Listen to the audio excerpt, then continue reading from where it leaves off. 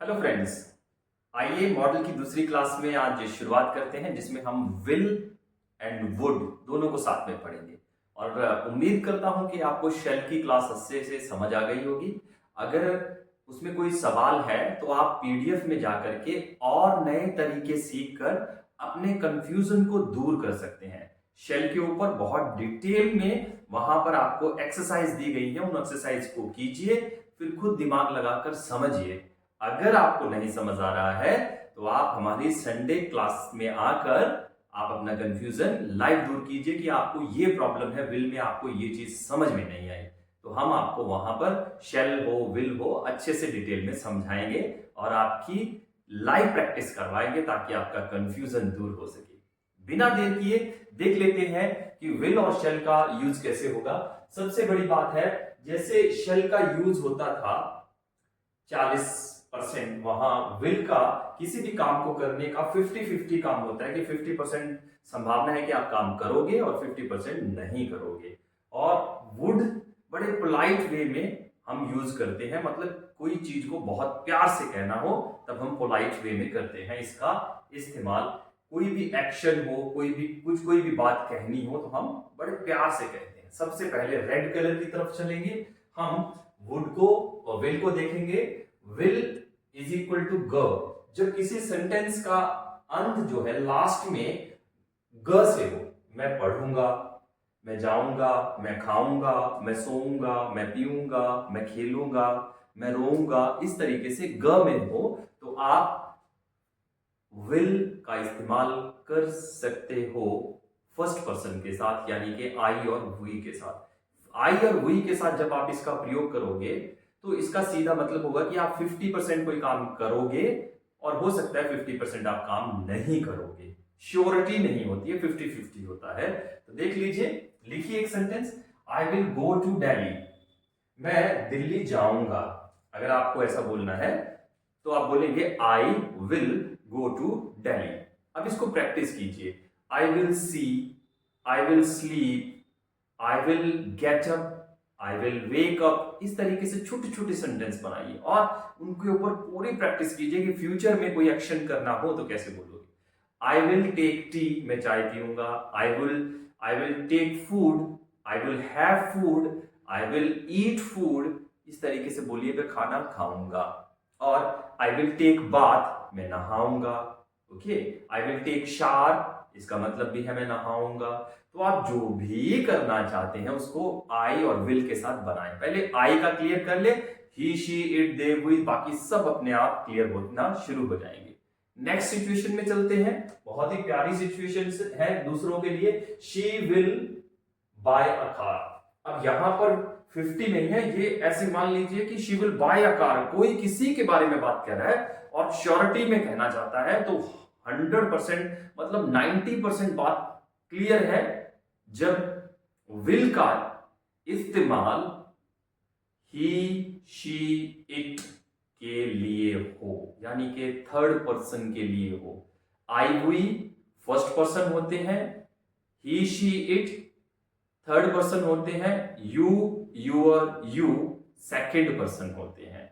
तो जब third person के साथ विल लगा हो तो 90% बात फिक्स होती है, 90% बात क्लियर होती है कि ऐसा होगा। 90%, 100% नहीं। आप 100% भी मान सकते हैं अगर शुरुआत में अगर इस चीज में नहीं पढ़ना चाहते तो दीजिए सर्टेनिटी के लिए भी आप I will do the task. जब आपको दिखाना हो निश्चय, आप कोई काम करने के लिए बस तत्पर हैं और करेंगे ही करेंगे, तब भी आप विल लगा सकते हो। I will do this task, मैं इस काम को करूंगा, करूंगा ही करूंगा, मतलब इस वाली सेंस में, इस वाले पोस्चर में आ जाते हैं कि मैं ये काम करूंगा, तब भी आप ये लगा सकते। वी विल हेल्प यू, हम आपको मदद करेंगे, मतलब पूरा जोर लगा करके जब कहना हो, पूरा सर्टेनिटी से निश्चय कर लिया हो कि ये काम करना ही है। She will give me money, वो मुझे पैसा देगी ही देगी। इस तरीके से आप बोल सकते हैं, विल के साथ इस्तेमाल कर सकते हैं सेकंड, थर्ड और फर्स्ट पर्सन तीनों के साथ, मतलब तीनों के अलग अलग हैं। थ्रीटन, थ्रीट किसी को धमकाना हो, किसी को धमकाना हो, थ्रीटन करना हो मतलब किसी को धमकी देनी हो, तो हम अक्सर बोलते हैं मैं तुम्हें देख देख लूंगा, मैं तुम्हें देख लूंगा। आई will C you. So will के साथ आप धमकी भी दे सकते हो। आई will C you, I will kill you, she will teach him a lesson. वो उसको सबक सिखा कर ही रहेगी, उसको सबक सिखा देगी, उसको सबक सिखा देगी। देखिए किस तरह प्यारे प्यारे सेंटेंसेस है। और नई चीजें इजाद कीजिए। शी विल के बाद कोई नई वर्ब लगाइए तो चीज नई सामने आ जाएगी आपकी। अब वर्ब कहां से ढूंढेंगे, मैंने पहले ही बताया कि पीडीएफ में जाइए, पूरी बॉडी के एक्शन से हमने एक्शन वर्ब बना करके सिंप्लीफाइज करके आपके सामने रख दी है। अब प्रैक्टिस करना तो आपके हाथ में है, जितना ज्यादा करेंगे उतना ज्यादा अच्छा आप सीख पाएंगे। We will find the success at all cost। हम किसी भी कीमत पर, यह भी एक धमकी, हम किसी भी कीमत पर सफलता को हासिल कर लेंगे, पाएंगे सफलता को। सेम एज, जब आपकी हम उम्र कोई लोग हो तो उनसे बात करने में आप विल का इस्तेमाल कर सकते हो, बिल्कुल सही। जैसे will you take tea with me, क्या तुम मेरे साथ चाय पियोगे। अब ये बड़ी उम्र वालों के साथ नहीं चलेगा, वो हम वुड में देखेंगे। अगर यही बात अपने से बड़ी उम्र के व्यक्ति को कहनी हो तो आप वहां पर विल ना लगाकर वुड लगाएंगे, और वो भी पोलाइट टोन में बात करेंगे। आपकी टोन बहुत पोलाइट होनी चाहिए, तब जाकर के आप सही से मैनर वाली इंग्लिश बोल पाएंगे। तो बड़ों के साथ बात करनी है। So would you take tea with me, और प्लीज और लगा दोगे तो और भी मजा आ जाएगा। Would you please take tea with me, और अपनी उम्र के साथ will you take tea with me, दोनों एकदम परफेक्ट है, एकदम सही है।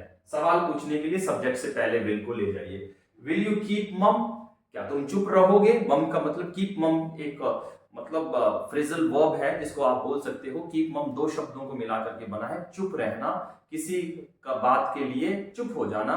तो आप कह सकते हो अपने हम उम्र को, विल यू कीप मम, क्या तुम चुप रहोगे, बड़े आराम से बोल सकते हो। नेक्स्ट पे चलते हैं।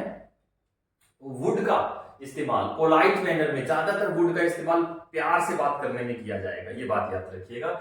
यही बात अगर इधर बोलनी हो तो यहां पे आप बोल रहे हो 50%, यहां पर आप प्रेडिक्शन है, यहां पर बात है कि आप जाओगे 50% है, नहीं जाओगे 50% है, लेकिन यहां पर एक प्रेडिक्शन, भविष्यवाणी करते हो आप, जो आप कर भी सकते हो। Maybe I would go to Delhi, I would go to Delhi, मैं दिल्ली जाऊंगा, मतलब श्योरिटी बिल्कुल नहीं है, बस आपने ऐसे ही हवा में बोल दिया I would go to Delhi, मैं दिल्ली जाऊंगा। She would buy a car, वो कार खरीदेगी। She would buy a car, she will buy a car, she will buy a car, she would buy a car. दोनों में फर्क है, और वो फर्क आपको समझना होगा। उसी तरीके से आपको श्योरिटी है तो विल लगा दीजिए हम उम्र के साथ, और अगर आपको श्योरिटी नहीं है तो she would buy a car. आप मतलब अपने कंधों से साबित कर सकते हैं, उठा करके हल्के से, आपको क्लियर नहीं है कि वो खरीदेगी कि नहीं खरीदेगी। पास्ट हैबिट को बताने के लिए भी, लेकिन इसका जो बैकग्राउंड होगा, लिख लीजिए, वुड के साथ पास्ट सेंटेंसेस को भी यूज किया जा सकता है, क्योंकि ये पास्ट से ही निकल कर आता है। विल का पास्ट ही वुड होता है, पर इसके लिए हमें बैकग्राउंड दिखाना पड़ता है कि सच में जो सेंटेंस है वो पास्ट से लिया गया है। अब यहां पर बैकग्राउंड क्या है, शी सेड, सेड पास्ट है क्योंकि सेकंड फॉर्म है। शी सेड दैट, उसने कहा, she would give food to birds, उसने कहा कि वो पंछियों को खाना देगी। उसने कहा, पास्ट में बात कही और आप उसका जिक्र कर रहे हो, उसने कहा कि वो पंछियों को खाना देगी। She said she would give food to birds, वो पंछियों को खाना देगी। इस तरीके से भी बोल सकते हैं, नए नए तरीकों से बना सकते हैं। She said she would buy a car, उसने कहा कि वो कार खरीदेगी। She said she would go to Delhi, वो दिल्ली जाएगी। She said she would play cricket, she said she would play cricket, उसने कहा वो क्रिकेट खेलेगी। तो इस तरीके से आप वर्ब चेंज करके, मतलब गिव की जगह पर कुछ और लगा दीजिए, कुछ और लगा दीजिए, कुछ और लगा दीजिए, तो आप बोल पाएंगे बड़े आराम से, बहुत ही इजी से, बहुत बहुत बहुत आसान है। प्रैक्टिस के लिए पीडीएफ आपको मिल जाएगी। कल्पना करनी, वुड का प्रयोग किया जाता है कल्पना करने के लिए, और इसका शुरुआत ही होता है वुड दैट से। अगर आप कोई बात कल्पना में बोलना चाहते हो तो ये आपको दोनों वर्ड को साथ रखना होगा, और सब्जेक्ट सिंगुलर हो या प्लूरल हो, सब्जेक्ट एक वचन हो या बहुवचन हो, कोई मायने नहीं रखता, हेल्पिंग वर्ब आपको बहुवचन वाला ही लगना होगा। So would that I working. अब देखिए आई पास्ट टेंस में सिंगुलर होती है, तो यहां लगना तो वॉज चाहिए था, लेकिन वर लगा हुआ है, क्योंकि कल्पना में वर ही इस्तेमाल किया जाता है, वॉज का इस्तेमाल नहीं किया जाता। सब्जेक्ट एक वचन हो, सिंगुलर हो, बहुवचन हो, यानी कि प्लूरल हो, कोई भी हो, आपको वर ही लगाना है। Would that I were king, काश मैं राजा होता। ये सेंटेंस भी आप वुड से बना सकते हो। She were young again, would that she were young again, काश वो दोबारा से जवान हो जाती। इस तरीके से आप सेंटेंस बना सकते हो। और देखते हैं, इंटेंशन ग्रैप्स करने के लिए भी आप बोल सकते हो। किसी बात को आप बहुत ही तरीके से बोलो। आई वुड, किसी का भी ध्यान अपनी तरफ खींचने के लिए। I would die rather than beg, मैं भीख नहीं मांगूंगा, मर जाना पसंद करूंगा।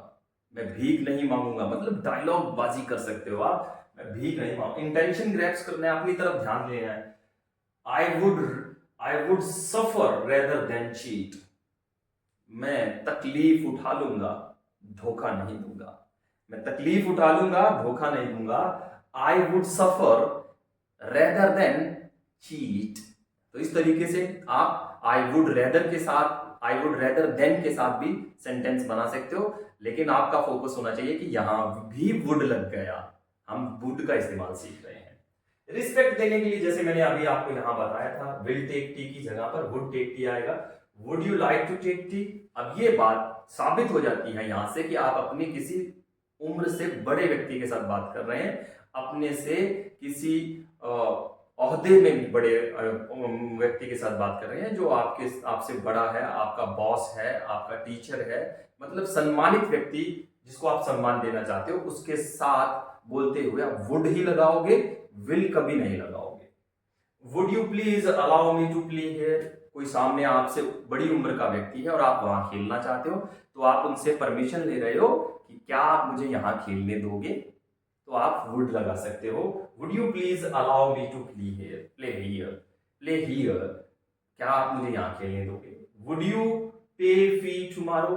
अब आपकी उम्र छोटी है, आप रिसेप्शन पे बैठे हुए हो और कोई बुजुर्ग आदमी अपने बच्चों की फीस पे करने के लिए आया, तो वहां विल नहीं लगाओगे पूछने के लिए, वुड लगाओगे। वुड यू पे फी टुमारो, क्या कल तक आप फी पे कर दोगे, या अंकल क्या कल तक आप फी पे कर दोगे, तो वुड लगेगा, मतलब सम्मान देने के लिए वुड का ही इस्तेमाल होगा। फ्यूचर की बातें करने के लिए अब डिजायर, इच्छा, आई विश यू वुड पास, मैं दुआ करता हूं कि तुम पास हो जाओ, तो यहां पर भी वुड लगेगा। I wish you would win, मैं दुआ करता हूं कि तुम जीत जाओ। I wish you would play, मैं दुआ करता हूं कि तुम खेलो। आई विश का मतलब दुआ करना होता है। I would like him to sing a song, मैं चाहता हूं कि वो गाए। I would like to sing, I would like him, मैं चाहूंगा कि वो गाए, मैं चाहूंगा कि वो गाए। I would like to sing, मैं चाहूंगा कि मैं गाऊं। I would like to sing, मैं गाऊं।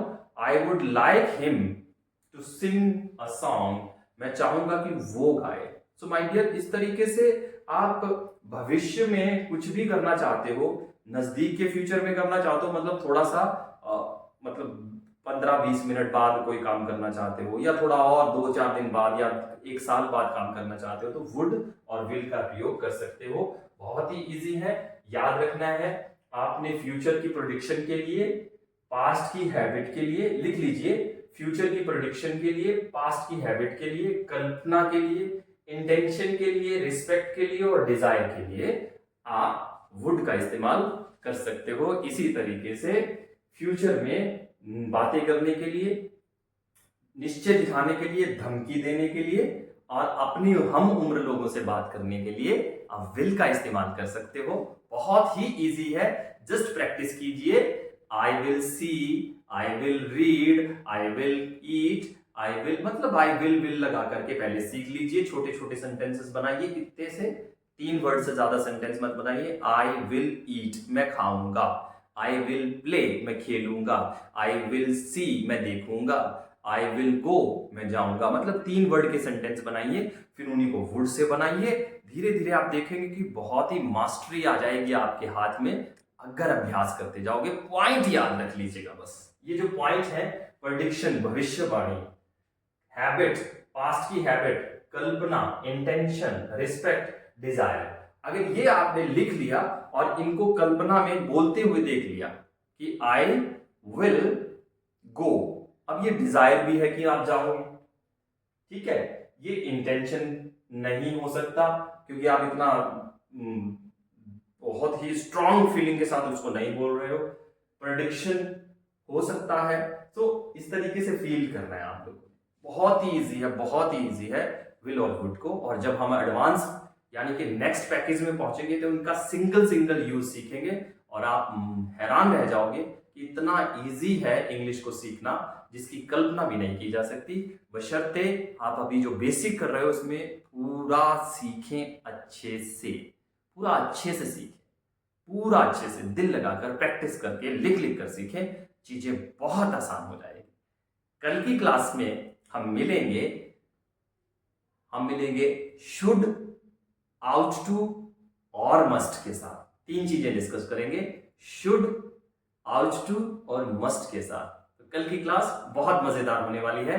आज की क्लास के यहां से लेकर और पैर तक जो भी एक्शन करते हो विल और वुड के साथ, पेज के दो हिस्से कर लीजिए, एक तरफ विल लिखिए, एक तरफ वुड लिखिए जैसे मैंने बनाया है। So I will go, I would go, I will see, I would C.